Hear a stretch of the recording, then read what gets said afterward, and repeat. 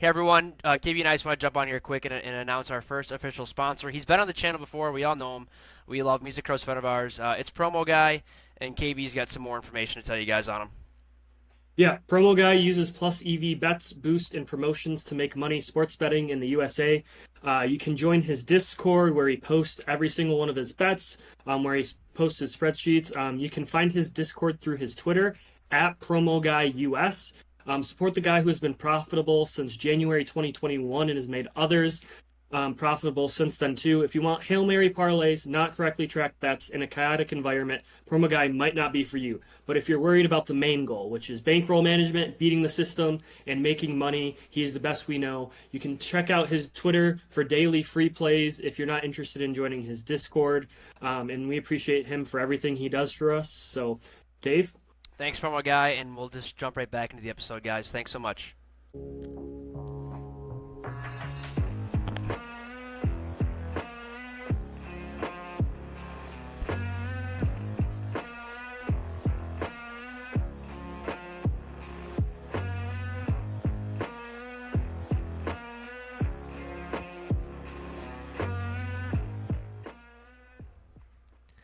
Welcome back. We are back. Two fans, one Paul, myself, David Quist, my lovely co-host KB Kirk Brown. I'll jump to him in a second. It's been a long week. I just want to shout out. Last time I looked, we had a decent amount of listens for us on the last episode, so I really appreciate that. I know KB and I put a little bit of time into that one, and we enjoyed that conversation. I know we forgot some players. Myself, Will Golston. KB, I think, forgot Mike Hart, but I'll throw it to KB. You see how he's been doing since we last talked. Yeah, we've been doing good. Enjoying this once a week content. We're going to be able to get some cool ideas out there. I'm already thinking of stuff that we can do, like maybe top 10 quarterbacks entering next season. We have a ton of time to kind of go through everything. But right now, I mean, the NFL Combine was over this past week. A ton of stuff happened. The 40-yard dash record got broken. So I'm excited to talk about that. And then since the last time we talked, the NCAA officially did the playoff, what they're going to do. There's some other things too. So we're going to jump into that today. As always, submit stuff. If you have any questions, any ideas that you want, you can message Dave and I directly, or you can send it to our email, which Dave, I think, posts. It's just Two two fans, fans, one one Paul. Paul with the numbers, but you can always hit us on Twitter, X. I'm always on there. Two fans, one Paul. I think can't remember the handle right now, which is pretty embarrassing. But we're out there. I'm very active on it. I'm looking on it. I'm always retweeting on three and state football, even hockey stuff because we're a hockey school. We won the Big Ten. Only team to not win the Big Ten in hockey is Michigan, by the way. Now, KB, just throwing it out there. But we can jump into the combine. I know. I watched a little bit here and there. I had to work a long day yesterday, and I know there's some other stuff earlier in the week. I have some thoughts, KB, but I know you're the more analytical guy, so I'll throw it to you and feel free to bounce off me, and we'll go from there. Yeah. First things first. Xavier Worthy Yep, he's broke the record he's fast. 4.21. Really explosive. And I saw the overlay they had with him and John Ross, and like he was significantly ahead of him. Then by about the 30-yard mark, Xavier kind of slowed down and John Ross came up. But I think the combine for us, for people who are more college football fans, this should just confirm things that we already know, I agree. much more so than shocking. I think Xavier Worthy. I mean, we talked about he's one of the fastest players in the NFL. Or in college, it's really going to be about him catching the football. It's something he really struggled with, and maybe it's something that isn't going to translate well. But teams use this as kind of a time to sit down with him. And also, the interviews are much more important than kind of on field testing, unless you test really poorly. But he was the one guy, but he also weighed in at 165. Ooh, So it'll be important to see if he can bulk up over the course of, before draft time, because that's a really, really I lightweight to got play 30. I got receiver. 30 pounds on him. Jesus, Yeah. and I'm only 5'8", maybe on a good day. Can Worthy catch the ball? Though is my question. Yeah, I don't know. I didn't see him run the gauntlet drills. I don't know if he did any of that stuff or if he was running routes. I was watching a movie during the second groups through. So like Penix, I didn't really get to see those guys throw a lot. I watched highlights, but that's different. Yeah, I think his biggest thing is I don't know if they're concentration catches or if he just like is bad at catching the football. I kind of never really know with him. So right. that is going to be one of his big tasks. Like I said, I also think he's going to have to gain 20 pounds. But if like the Raiders still had their previous ownership and everything like that, like he's getting drafted there immediately in the first round. So I think it's obviously he'll probably slip and fall into the early second. I think it's still Um, David. I think it's still Davis's kid. is it So Davis? Oh yeah, yeah, it's but his kid. I mean Davis went after every single super athlete, and he had a really impressive time there. So Yeah, of I course. was really impressed with what he did. So anyone that you made a note of, anything that you wanted to talk about, maybe the quarterbacks or Two running backs that you guys. were impressed with? My two guys are both on defense. Peyton Wilson, who I brought his name up before, he's a linebacker out of North Carolina State. He ran a really good 40 time. I think he's just an overall athlete. He could be a good pickup. I don't know which round he'll go in, maybe second or third, but I think he'd be a good plug and play linebacker for a lot of teams. And then Quinion Mitchell, he looked really good too. I think he ran a Yeah. good 40. I think he could be a quarterback two, quarterback one for a team. I think the Lions could use him.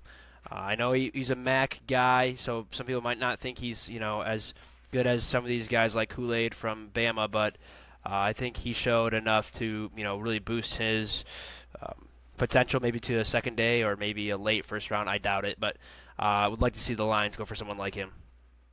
Yeah, I agree. I think the big thing for Wilson too is his medicals checked out pretty well.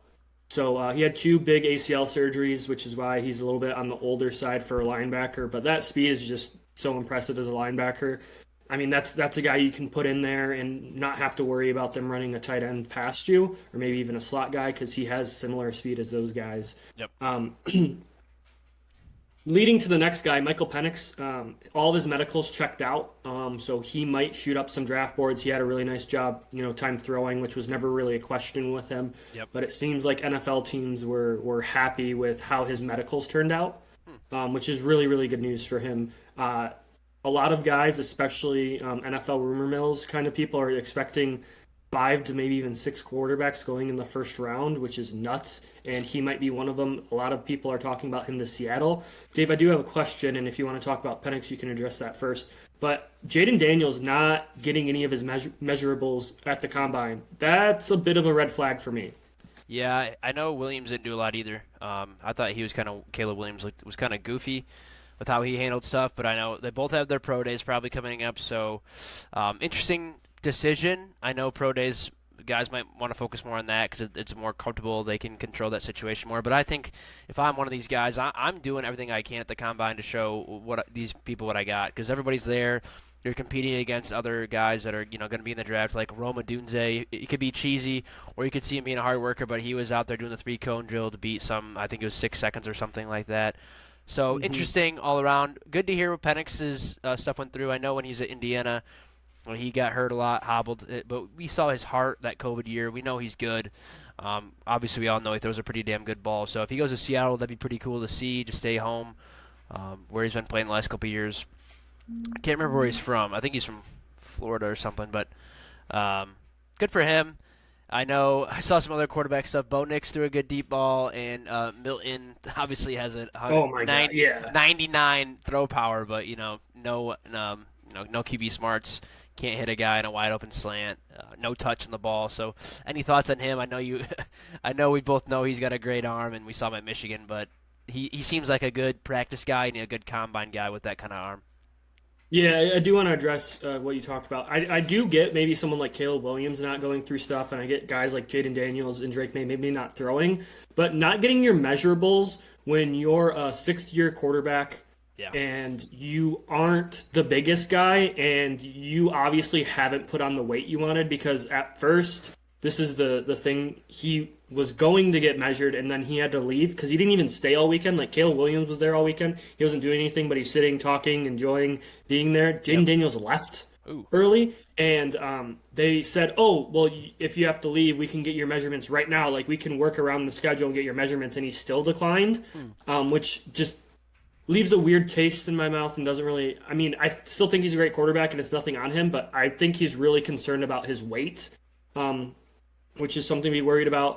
To jump to Joe Milton, um, people who don't watch college football were making a big deal out of his throwing showcase. And look, I I love Joe Milton. I think he is a great guy when he's throwing on air, but once you get pads on and throw things around, I mean, he's a quarterback who lost a starting job twice. Now, do I think he can be a backup in the NFL? Yes, I think Yeah, he can give you some options. Definitely Hail Mary attempts if you're at your own absolutely. 45 with 3 seconds left. Hell, throw him out there. But just footballing he isn't that great at in all actuality, and he's old. He's been in college for 6 years and he still hasn't really clicked, Yeah. and that is the cause of concern. One guy that I do want to talk about, and you mentioned him quickly, is Sam Hartman. He has a noodle for an arm. Like the ball, he threw some bad balls He's over the fast course of the though. weekend. I think he ran the Yeah, fastest 40 as a quarterback. he was pretty fast. He was cruising. He had great hair too. He was flying all He around. does have But good hair. he didn't look great in the throwing drills. Just like the ball didn't snap out of his hand like everyone else. And then the last guy, quarterbacks that I do want to talk about, JJ McCarthy. He weighed in at 219, which is like 10 pounds heavier than expected, which is huge for him because he was listed at 203. People were like, oh, he might get up to 209, and he's 219. That's huge for playing the quarterback. If he can sustain it, obviously you want him to hold that weight. But if his frame can get there at all, is actually pretty impressive and kind of put your concerns aside. He had the fifth highest three cone drill, not out of quarterbacks, out of anyone at this year's Damn, draft, that's pretty good. which is crazy. Especially after he balked. Maybe you have concerns that he isn't quite as fast or anything like that because he didn't run the 40. And maybe you're like, oh, he added all this weight and isn't going to run the 40. But all the agility drills he killed. Um, Sounds like he was dealing with a hamstring issue. That That makes he was sense. nervous that he might pull if you do some of the more explosive 40-yard drills, broad jump. But he said Absolutely. he's going to do it at his pro day. But he looked fine. I don't think it killed him. A lot of the rumors swirling is that he's looking at top 8 to top 10 being drafted. That's what the GMs were saying. Now, is that smoke? We don't know. But that's what all the reporters in the NFL are being told at this point. I know he talked about his stats when he was talking to the media, and all he really cared about was dubs and winning, which obviously, if there's somebody that I remember that was really didn't care about accolades, that was really good in the NFL. So I respect what JJ's saying. Barry Sanders is the person I'm talking about. Barry did not care about any self accolades. If you watch the Prime documentary, it's very good. He didn't give two shits about breaking the rushing record and stuff like that, which he kind of should have had a little bit of pride in that, but he didn't care. He wanted to win. So if JJ kind of has that same mentality going to the NFL, maybe it'll work out for him. I wish him the best of luck. I think he might be a little overrated, but quarterbacks are at a premium in the NFL. So that's why these guys go so early and so often in round one if they are decent in college and they win. So I get it. He's an athlete. He's got a good arm. If he gets in the right system, I think that's the biggest thing that we need to know about NFL. He's in the right system, he will do good. If not, it could ruin someone's career. College, the NFL are two different things with recruiting and how everything works as a business. I mean, they're both businesses now, but the NFL is a little bit different. So good luck to JJ. Sounds like a lot of quarterbacks are going to go. And another friend of ours that Mm-hmm. does listen probably, Chance, he's like the NFL expert when it comes to the draft. He knows way too damn much. So I can always ask for his opinion on that as well. I think they talked about it in our group chat already. I don't really care that much. But I just want to get your thoughts on a couple of players. KB, Keon Coleman, Yeah. King from Penn State. Also, Chop Robinson is fast as hell for a lineman. Keon Coleman didn't sound like he helped himself much on some things, but maybe he did good in the gauntlet. Yeah, so his 40 time wasn't great. It looks like he kind of stumbled out. You got to remember that the 40 time isn't a move, and No, I think you the never come from a running position like that. So yeah. it's not a realistic 40 time and how it can translate. It does show, hey, I put a lot of time and effort learning how to get out into a sprinter stance and then accelerate. But so he ran a 4.6, I think, which is okay with his size because his speed translates and shows up well in film. It does. And it immediately showed actually because who's the Oregon receiver, Johnson or Franklin or Johnson? I can't remember. Franklin. He ran like in the 4.3s or like low 4.4s, and they both did the gauntlet in the same group. And Keon Coleman got up to 20 miles per hour sprinting through the gauntlet, and Franklin only got up to 18, and he was like 2/10 quicker on the 40-yard dash. So play speed and stuff like that, you can get a better understanding of that if you have, on-field drills that you see him getting in and out of cuts, which Keon Coleman does really well. Yeah. I don't think it should knock his draft prospect much. But I mean, it always can. I don't know what GMs think, but I think he's an early day two selection just because I think there's a ton of really good wide receivers in this class. Absolutely. They all tested extremely well. Adonai Mitchell had a hell of a day himself too. And I think anyone who gets Keon, I'd love the Lions to go after him. A big body, red zone threat, a guy that can throw some jump balls too. That you could pair with the receiving core that's a little smaller for them. Yeah. I'd really like. I like that. But Kalen King, you brought him up. He had a horrible day. Eesh. You Detroit guy. can't be you can't be slow at cornerback. Cornerback, you have to cornerback and O lineman. I'm gonna say something maybe controversial, Dave. I'd love your are the best two athletes on the field. Offensive linemen Yeah. and cornerbacks. You can't be slow and play cornerback. We saw it with Jeff Okuda.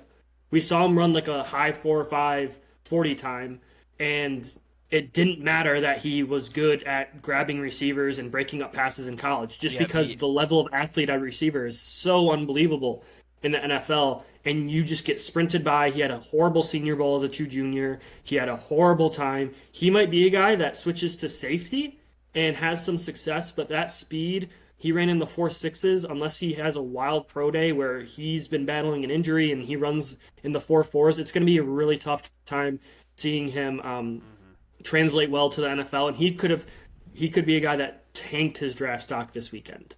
I would say O linemen are probably the unsung heroes, obviously, of every team. And being athletic, I mean, look at Jason Kelsey. I know he's just one guy. He's not the biggest lineman, but he's athletic as how he moves. He gets out there to block.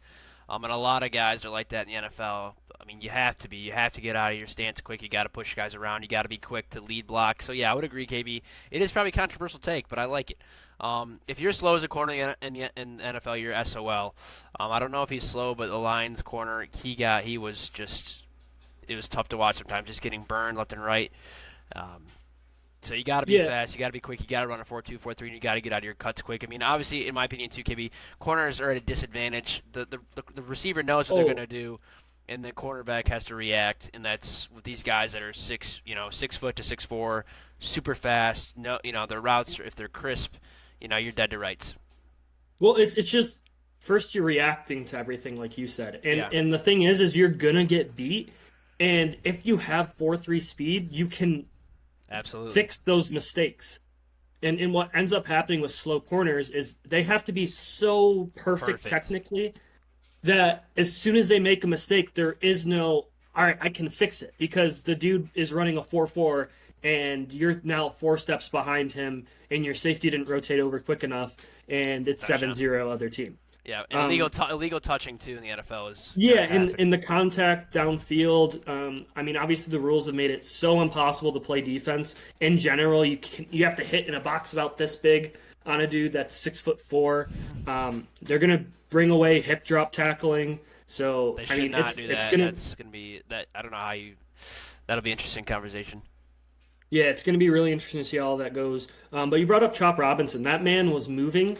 He's a little undersized, so he had to move like that, and it just confirmed. I think his 3-cone and his split for like the 10-yard split was the fastest for all defensive ends, and that just confirms everything you see on tape, right? You don't want to have things and be like, oh, well, this completely changed my opinion. It should be like, I saw that on tape, and this is me backing it up with data. And Chop Robinson is one of those guys where I think he might be, at the start of his career, an only third down, pass rush specialist type of guy, which might limit his on-field ability to, get off run blocking and stuff like that on first and second down. But once you put him in there, he's going to be a guy that teams are going to have to chip if they have a slow offensive tackle that can't get out of his stance because he'll just run by you and bend past you. So I do think that there's some, concerns with the strength, but we saw his strength, which is his speed, pop. Yes. I think all the Penn State guys, except for Kalen King, tested really well. That is safety that tested wild. And then Theo Johnson, their tight end, he tested in the 9.99 percentile. There's only been one tight end since 1973 that tested better as a raw athletic score. So this tight end class was pretty light. You had Brock Bowers, which really headlined it, and Other guys need to step up, and this is a guy, if teams are looking for a tight end that played in a system, also makes you question how the hell does James Franklin get away with sending guys to the NFL every single year and that all have better careers than when they were at Penn State, and I how do mean, they keep losing? look at Iowa's Mostly tight because he's a ends. bad coach, but I mean, look at Iowa's tight ends. They're all, I mean, obviously they're all renowned and really good, and then they get in the NFL and they all go off. I mean, look at Laporta's numbers in his rookie year with the Lions compared to his numbers at Iowa yeah, as a his entire career. career It's at just Iowa. it's just like um, do your job. I mean, it's just like Le'Veon Bell going to the Steelers, like how they utilized him. Some of these NFL coaches are fucking geniuses of football, and that's they just live it. It's everything they do, and they know what they're doing with guys. Something I wanted to bring up, KB, that we talked about earlier. I don't know if he ran or not. Roman Wilson. We talked about his 40 Yeah, time. yeah, he ran a official 4.39. I said 4 for 1, so I feel pretty good about that. Yeah, his Got it first written one was a down. 4.41, and then his second one was a 4.40 that Look got at us. adjusted to Look at 4.39. us being spot on, KB. Fuck yeah. Yeah, he did test in a little bit undersized than what he was listed at Michigan. I think he Okay. was 5'10" instead of 6 foot, and he was like 190 instead of 200 that he was listed at. But he had a good weekend. I think nothing bad, which is it. One guy that kind of surprised me a little bit was Lad McConkey ran a 4.4. His He was gauntlet was smooth too as butter. Yeah, he looked great. Really, really impressed with him. He's 6 foot. I mean, he just moves really well. A little bit better than I thought. I know he put SEC defenses in a blender week after week, especially when he was healthy, but Yeah. he moves really, really well. Outside of just being, a gritty athlete, a great blocker, a real team focused guy, outside of all those key qualities that we just know, he can also run a 4.4, which is nice to have on top of all that. Because, Absolutely. I think He's we were kinda- all he's- expecting him to be slow, right? Yeah, Wink, he's wink. kind of Jesus. quick. He's a sneaky quick, KV. Yeah. Is there any other players that you kind of want to highlight? I know you're more into this stuff than I am. Like I said, I watch highlights here and there. I thought, who's the big lineman from Texas? I mean, for his size, I thought he ran really well. Um, Yeah. God, he's what's his name? he's a big man. He ran like a 5 or something, a 540. Tavondre Sweat, Yeah, Tavondre yeah, Sweat. yeah. Yeah, He's a big man, but for he that was big, he moving. was moving. But I think for me, Keith, that's all I got on the combine. Unless you want to highlight a couple more guys, and we can jump into some more news the last few Yeah, weeks. obviously I do want to shout out Michigan O linemen. I think there's 5 O linemen that are at the combine today, which is awesome. That are going through all the testing stuff. They're probably wrapped up now, but that was really cool. Blake Corum ran a decent time for himself. He ran like a 4.5, which for how he was used, as long as he wasn't in the 4.6s, it was honestly really impressive. There's some running backs that tested pretty well. It's going to be interesting to see how that running back class shapes out and what we all see there, because we honestly don't know what these guys are going to look like in a few weeks. A good example of this is Braylon Allen. Like, he didn't run the 40 because he knows it's going to be a slow time, Yeah, but it's just going to be interesting to see how kind of that running back class breaks out, because every year running backs get injured at such a staggering rate in the NFL, they that churn you through 'em, need man. these guys. I mean, look at the Ravens. They've been able to have a healthy backfield in 5 years. They should draft 3 running backs. In all actuality, and pick someone up in free agency just so they have guys back there that are good. Yeah, But overall, it's going to be interesting to see what happens with those guys. I'm excited for Blake Corum.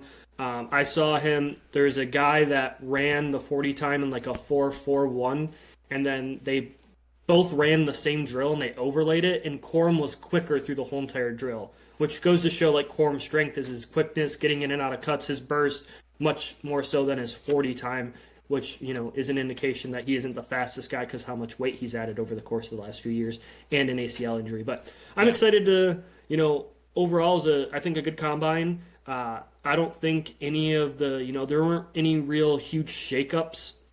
That cornerback from Clemson came in at like 175 but ran a 4.29. But God, that's so light for a cornerback. And if I'm doing anything, I'm running at him and putting him in run fits the entirety of my game. yeah. So that is a cause for concern. But I'm excited for the draft. Obviously, we have pro days coming up where we'll have a bunch of guys throwing and stuff. But outside of that, NFL draft news will probably be light until we hear more stuff. And obviously, free agency is opening up. And we're not an NFL podcast. We're not going to do that, but we might talk about how that affects the draft and where these college guys might end up going Yeah. in the next few weeks here. Yeah, of course, we're kind of in the transition phase from college to NFL, so we're going to talk about that because all these guys are in college. Technically, well, they're not, but you know they're in that gray area, so we're definitely going to talk about it. But I love the combine. It'd be kind of just be there one day and be on the ground and talk to the guys. I think it'd be cool to be a reporter there. Kind of be. We saw some. I saw some Lions interviews last year, part of their YouTube series with Laporta and guys that they all drafted, and it's really cool to see how they test them and what you would do here.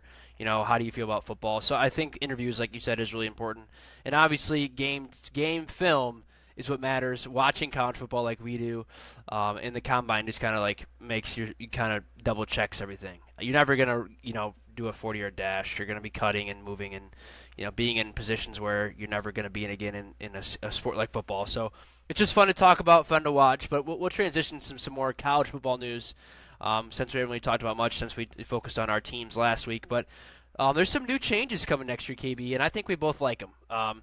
Helmets will have communications. Thank you, Michigan. Shout out Michigan. There'll be tablets on the sideline, which I can't believe that college hasn't had this because high school has it. That was one of those things where it's like, why hasn't that been a thing? It is one of the most mind-numbing things I kind of ever seen. And then 2-minute warning, which I find interesting, but I kind of like it. Yeah, so if you want to go your thoughts first, I might have a controversial opinion here, but what are your thoughts first on helmet stuff and tablets? Like, obviously, we both agree that it's good. It needs to happen. Yeah. NFL does it. High school does it. I don't know why we haven't been doing it because we do the dumb signs. We all have seen Jonathan Smith do milk the clock, which we can still kind of do. But just dumb shit on the sideline and holding up signs to block it, and maybe Michigan cheating and stealing signs and being on the sideline of Central and against State.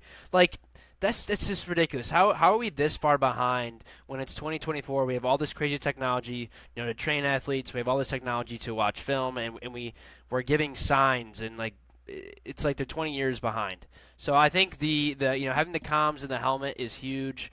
I listen to Jordan Love on a podcast talk about a play that they have and like just saying that is ridiculous. The plays in the NFL are crazy because half of them are reads. So hopefully college is probably more simplified. But I think it's a win. It just makes more sense. And then tablets, watching plays back, getting an idea what the scheme is for the other team, and making adjustments is always part of football. But having that and seeing how you messed up, I think is a win. And maybe games will be more competitive and players can learn on the fly. I think it needed to happen for both. We're a little bit behind the times on that one. Yeah, because it's kind of a two-part thing. The first thing is like tablets on the sideline. Like, that's why we had to have people have the freaking like 1970 rotary phone to talk into, because they couldn't throw on a headset. That was illegal. They couldn't look at the game film while talking to the OC who's watching the same thing in his. It was the dumbest thing ever. And obviously, I think Michigan was kind of a kick in the butt on getting all this technology in. I think this will also probably include stadiums getting better Wi-Fi, getting upgraded stuff because they'll have States to. Is not that great. I am going to question one thing on this. How are you going to be able to get those calls in at like Penn State's whiteout? Like, are you going to be able to hear? Because the lines get pretty loud. Yeah, and my thought is like a lot of teams don't huddle. So are the wide receivers still going to be getting signs from the sideline, and the actual play call is going to go to the quarterback who tells the O-line? Because like no one huddles in college. Not no one. Michigan does, but did we watch 85%. Any teams in the bowl games that had I didn't know. I can't remember. I know they talked about it. But maybe if the quarterback gets the play, he does a signal or something. Obviously there's only a tree of routes, and a lot of them are reads. So maybe they'll do a signal to the receivers, and you just tell the line to play quick. But maybe more teams will huddle up now. Then I don't know. That's I wonder if this will also be rule changes of like how fast teams can go. Right. If the like Tennessee, where we're just running and we have all these things, if that speeds up or slows down, or if they're still doing signs on offense and they only use the green dot basically for defensive calls because it's easier. But it's going to be interesting to see how that all plays out because the tempo of college, it doesn't kind of assimilate with getting a play called to one person and him telling 10 other people because it's a Agreed. lot quicker than that, which is why they all look to the sidelines, have a base call already, and look to the sidelines to get any adjustments. So that will be interesting What's the to see. cutoff on the play clock in the NFL? Is it like 17 or 10 seconds? Yeah, yeah. And the play clock in college is longer anyway, Yeah, right? It's so that'll 40. it's probably So, written in the rule somewhere, but I can't yeah. remember what the cutoff is for the NFL. But it maybe the cutoff will be 10 or 15 seconds, and then you go from there. But I would agree, teams are going to have to figure out on the fly. Obviously, the rule was probably broken down into whatever A, B, C, D, etc.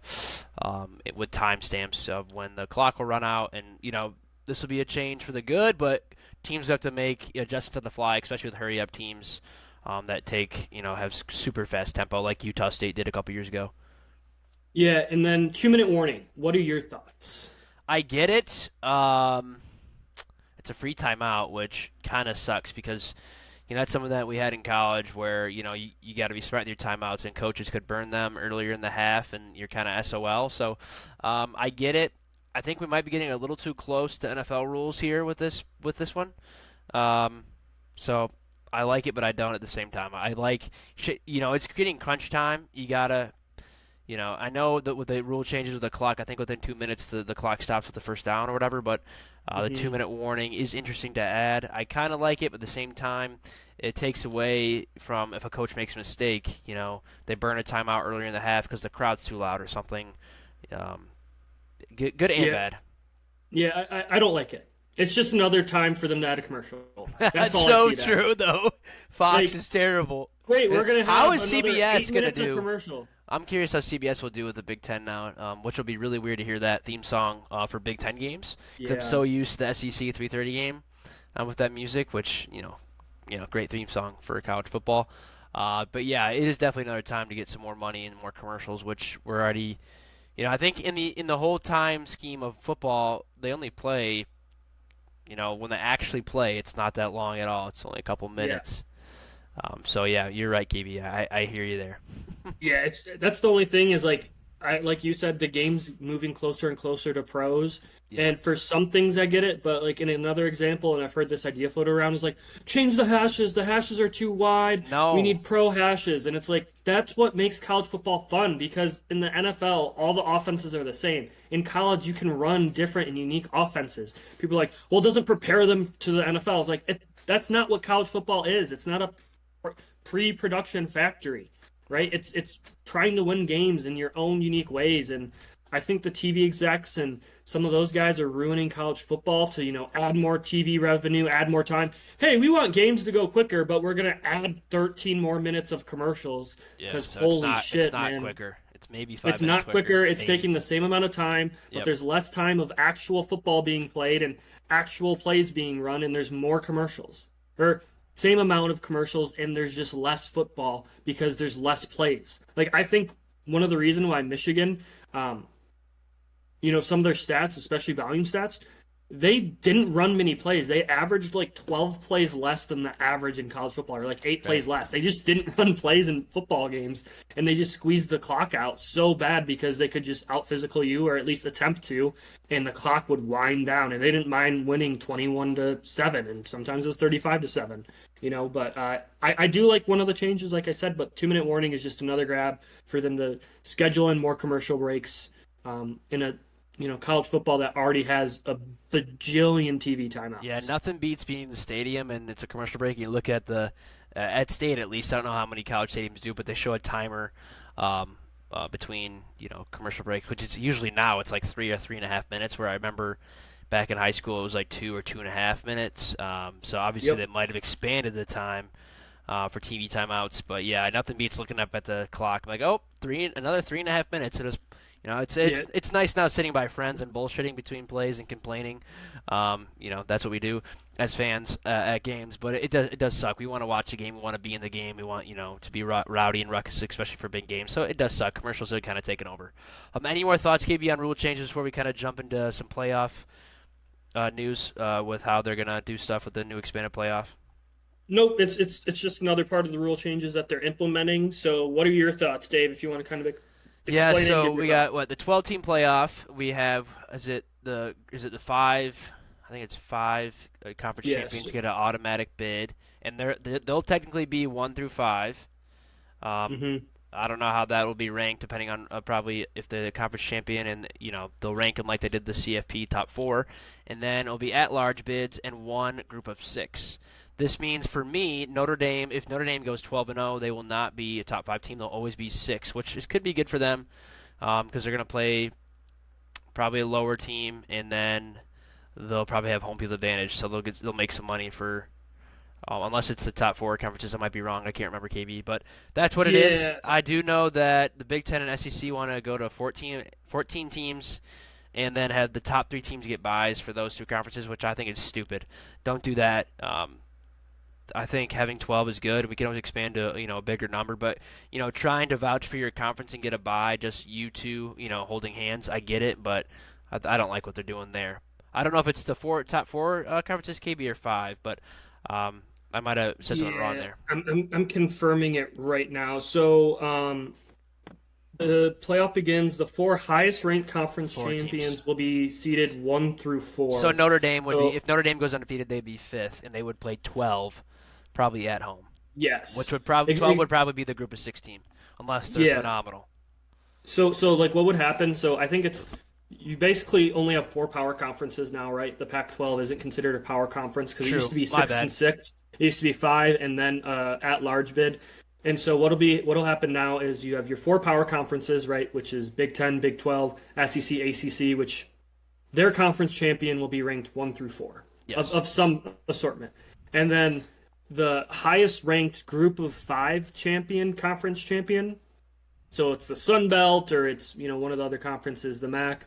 I doubt it, but that team, right, would then be automatically in, even if they were the 18th ranked team in the country. But that doesn't automatically give them the 5 spot. It gives them one of the remaining 12. spots. Okay. Yeah. So they could be the 12th ranked team because they're the lowest seed, or they're the lowest ranking, but they automatically get in, compared to the actual 12th team in the country wouldn't get in, if that makes sense. Yes, it does. So there could be some controversy. It'll be interesting to see what happens with the SEC and Big Ten. If the SEC has 3 or 4 teams that only have 1 loss, and how does that look? And like you said, Dave, they're talking about expanding already to 14 teams for God knows what reason. I think 12 teams should be the basis. I feel like 12 is a good number and a good idea. But the one thing that I do want to talk about is the 5 seed might have one of the easiest paths in the Yes, playoffs. I agree. I mean, they're at home and they're going to make money. So And they're playing the worst they're team, playing the which is 12 most team. likely a group of 5. Yeah. I mean, imagine State playing, just hypothetical here. Imagine State being at large 5, and they play a team from, let's see here, like, I'm trying to think of a team that's in a warm climate. Like Liberty. Tulane or Liberty. Yeah. They're decent. They might compete. Say State's having a good year. It's going to be cold, for one. It's going to be packed and rowdy because it's a playoff game, and we're going to make a shit ton of money. And we're probably going to beat them. So that's a win all around. And then if you advance, you probably play the 1 seed? You play the 4 seed. Oh, you play the 4 seed. Oh, shoot. Yeah. So, yeah, So that you might play work out really you well play for the the 4 5 team. seed, which means you play the worst conference champion, and it's automatic. So you could play an ACC school or a Big 12 school or Big 10 or an SEC school that has 3 losses on the year because that was their best champion. And maybe their actual rank is 25 in the country, but they have to be at that 4 spot because they won the ACC or Big 10. Yeah. Like that's one of the things where it could lead to, 1, 2, and 3 being really powerful if they're all great. I mean, this is all hypothetical, right? We all kind of worried about this stuff, and it was the 4-team playoff. Like, we're just going to see They all got these close lucky. games, and they ended up being a shit ton of blowouts. They got lucky. Especially with how much time kind of elapsed in between games. So I'm pro this. I don't want to expand to 14. I don't want to expand to 3 Big 10 automatic qualifiers. I don't want to expand to 3 SEC automatic qualifiers. Big 10 and SEC set up a committee to talk about the state of college football going forward because the government ruled that the NCAA is pretty much gone at this point. yeah, the NCAA is The gone for college conferences, football. the conferences are going to run the show here soon. They already Well, do. they already do, right? The NCAA is just the body of presidents that are part of the NCAA, right? Outside of all the admin people for the NCAA. Yeah. But the long-term problem is that because there's so many biased sources in there, right? Because you don't want to punish your own school, it turns into something that's not good. But Tennessee court ruled that it was legal for boosters to pay people to play. So they're either going to have to say, right, we're already too far, they're getting paid. And I think they should get paid, but they're going to have to put like salary caps and then we're just playing pro sports. Yep. Like that's what it's going to be. It's the wild, wild Like, west hey, right now. because like here's the thing, there's a limit on scholarships, there's a limit on amount you can give in scholarships for everyone at the D1 level. But there's not a limit on NIL, on boosters, what they can give, how many people you can buy on your team. Ohio State, who also just reported like 6 violations of contacting recruits before they were in a portal. Which is Everybody's just like doing that. Let's be honest. which is just like, yeah, no, I know. Everyone's doing it. Michigan had a player that wasn't in the portal that got offered 1.35 million to go to a school. We don't know what school, but I'm saying that like there's no rules. Because like if you message a player or you have a friend of a friend message a player, which is something they're doing now, saying, I didn't contact him. I just know Bob, and Bob is friends with their dad. And he said, hey, if you go to Ohio State, you could get 1.35 million. Or if you go to, Alabama, you can get 20,000 more or 200,000 more than what you're currently getting. And I mean, I'm sure Michigan has probably done it too, right? They're not a holy program. I'm just using examples of guys who've gotten huge recruits recently.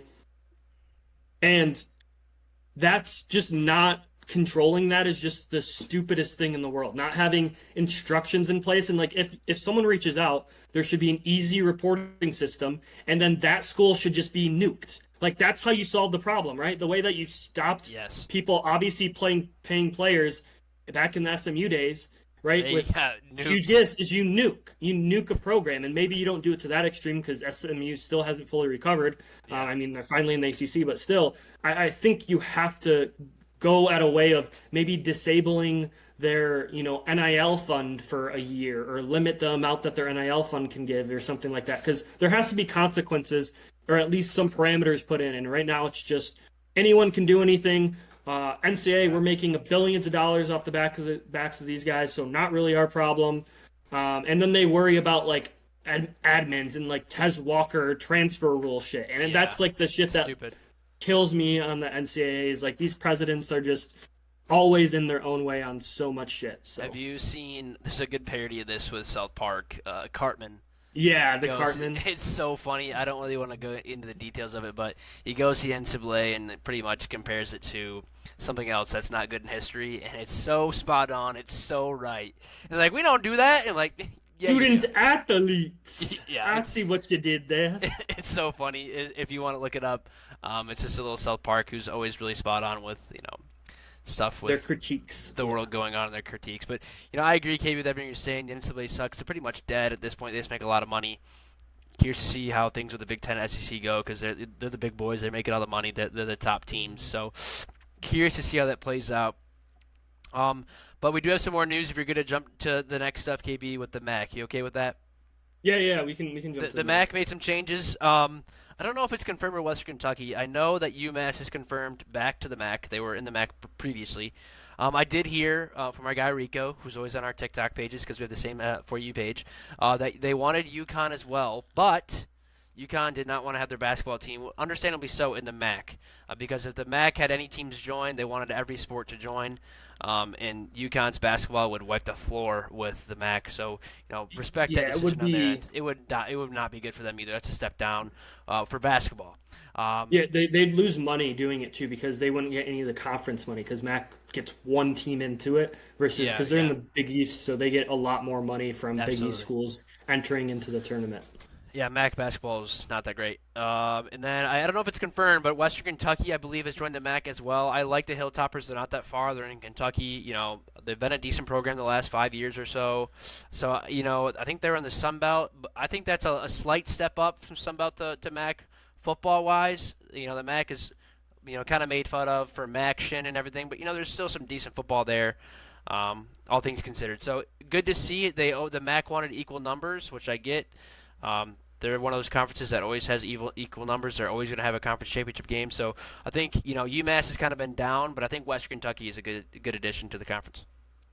Yeah, I mean, Maction's a lot of fun. I think there's the problem with the MAC in some ways is that whenever they do well, all of their coaches get absolutely steamrolled and poached out of there, Oh yeah, except for year Candle, after year. not Yeah, Candle. except for Kendall, which he might interview poorly, is maybe all that means. But overall, I love the MAC. I love these additions. UMass is obviously out east, and there's some other conferences maybe that they could have joined, but the MAC, there's a little bit more prestigious. There's a little bit more stability that it has coming to the MAC, and there's so many ties to the Big Ten from MAC schools, which is a huge net positive for the MAC because if this thing ends up going to the top and maybe there's a sub species and it's feeding these higher schools. The MAC could, partner up with the Big Ten in a lot of ways with their map and feed into some of these schools or stuff like that. But yeah, overall, I Usually like costs. these additions. Yeah, it usually costs more. Just so we all know here, this is a fact. It usually costs more for a Big Ten team to play a MAC team than it is to play like an FCS team.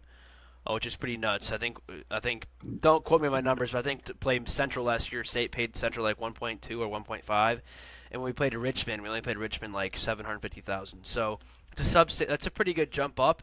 It costs more to pay those schools. Obviously, that helps them fund their programs, but kind of gets expensive. So hopefully, if they make a deal down the road with how geography works in college, it'd be kind of cool. I would love a relegation program, but that's a conversation for another time. Teams moving up and teams moving down like they do in the English Premier League, which Burnley, my wife's family's team, they're going to go down. But maybe they need another year to get better, and that would be kind of cool in the cool with the Big Ten and MAC. Relegation's a bad system. Oh, Fight me. oh, obviously the big boys are the big boys with the money, and they're always top seven. So that's a conversation for another time. I think it keeps things interesting. But Because the same teams win every year. So it's but only it's interesting to watch because you see who moves up and down. You don't actually give a shit about who wins because it's the same teams every year. true. You have to be like, oh, who's at the bottom and gonna lose, and all these players are gonna lose money and people are gonna lose jobs. That's so interesting. And, Yeah, and none of those yeah. teams ever stick. They just jump back and forth between the two leagues. It's true. It's It's true. I get the thought behind it, but when you don't have salary caps and teams can just have $1 billion more dollars in players and they can just Man purchase City. everyone, Man City. relegation isn't useful. And it shows out in the fact that like since 1980s, there's been like 9 different champions, and in the Yeah, yeah. NFL, there's been like double that amount. I mean, it's Touche. it's just simply not a great system. It makes good storylines, which is why it's enjoyable, and your team Yeah. always has a chance, right? It gives you the illusion of hope, which is why it's fun, but it's not a great system, and I'll fight anyone over that. Touche, KB. Ted Lasso was a good show, though. I will say that. Ted Uh, Lasso's great, yeah. more news when it comes to college is Bieniemy from he's a well-known NFL coach is at UCLA now. I think as an assistant coach. Is it offensive coordinator or am I wrong on that Yeah, one? OC, yeah, which is Um, wild to it's take a that step down. crazy. He must hate the NFL. I mean, no one wants to hire him as a head coach. I don't know how many interviews he did when he was with the Chiefs, and then I think he was with the Commanders last season. To me, this is a step down. I think you're going to see a lot more guys. We've talked about this before, KB. You're going to see a lot more guys go from college, I think, to the NFL because the NFL will probably be less stressful with the NIL and recruiting. But Bieniemy just said, "F it. I'm done with the NFL. I'm going to go to college, and maybe he's a head coach in a couple of years." But I think it's an interesting move. Another Big Ten move. We've had a lot. Our conference expanded, and we got all these moves with coaches and coordinators, and maybe they sent him a bag. And LA's not that bad either, even though it's not really a huge football city. Yeah, I think it's a good decision for him based on what it appears he wants. It feels like he's never going to get a shot at head coaching gig in the NFL. It feels like maybe he didn't rub shoulders and elbows well enough with some owners when he was on his come up, and people don't like him, and he's been blackballed out of the head coaching position because I mean I think everywhere he's gone he's done a tremendous job coaching offenses. I Yes. think going to UCLA he can reestablish himself, get a head coaching opportunity in a few years after he acclimates himself to the college football game, and if he does well, obviously, which I think he will based on his track record, and then get a college job because every year, I mean, people move in between the NFL. I think there could be more movement to the NFL. just like we talked about some of the stress. But guys are coming back, Bieniemy, all these guys, and that's not a worry for them because the college money and NFL money isn't as drastic as it once was. Yeah. There's still a difference. You're still not going to be able to pay coordinators the same amount, but it's lessening and it's becoming closer with how much TV money's generating, and that is a net overall positive. So something to kind of put in your mind and stipulate it. I think this is a great hire for UCLA. Yeah. It'll be. I mean, if I'm a young quarterback, I want to go play in that system that Patrick Mahomes played in the NFL, and we'll see how it works out. I think UCLA is in a horrible spot, joining a conference and losing so much talent. But I think overall it's going to be okay, and I think these programs that are joining hopefully have more success than the last time the Big Ten had programs join because Rutgers, Nebraska, Maryland haven't been great additions. All in all, with I agree. some of it is at the level. Maryland's kind of found level water, but Nebraska certainly hasn't lived up to their billing of the program when they originally joined. After they got storm thrashed by Wisconsin for like 600 rushing yards, where like every single time they touched the ball as a touchdown, they haven't really recovered from that ass kicking. So Yeah, I think the Big Ten next year, or coming into this next season, the middle could be really interesting to watch. I think Ohio State, Michigan, and Penn State, and Oregon, Washington will probably be the top five-ish. But the middle road now with all these teams, I think we have 16 teams now in the Big Ten, could be really interesting. You got teams like UCLA, you got teams like State, you got up-and-coming teams. You got teams like Northwestern that had a decent year with a new coach.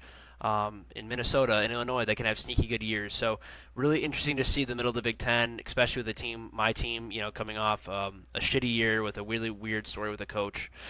But I'm looking forward to football. I was looking at, going to Boston, a Red Sox game, because when we play Boston College, Red Sox have a home stand or home series. So I'm already looking ahead to that, and that's in like 6 or 7 months. So that's where my brain is.